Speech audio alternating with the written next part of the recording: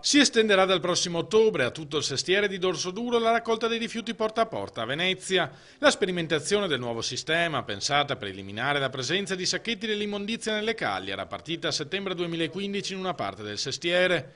I risultati sono soddisfacenti, spiega il direttore generale di Veritas Andrea Razzini, e il sistema sarà progressivamente esteso all'intero centro storico entro il febbraio del 2018. Si risolveranno così gli annosi problemi legati all'attuale sistema. L'esposizione del sacchetto all'esterno e ancor di più quando si lascia la sera invece che al mattino presto rende possibile sia a topi che gabbiani il trovare del cibo e quindi questo sistema ne impedisce il proliferare. Il nuovo modello si basa su 2 leve alternative 6 giorni su 7, il passaggio dell'operatore a caso al posizionamento di appositi cassonetti sempre in orario mattutino a bordo di barche con operatori lungo i lì cittadini. Molti sanno che passiamo ad una certa orario del mattino, questo orario sarà un po' più avanti rispetto ad oggi, quindi meno presto come si dice, e poi c'è la possibilità di uscire da casa e recapitare fino alle 10:30, 11 della mattina il proprio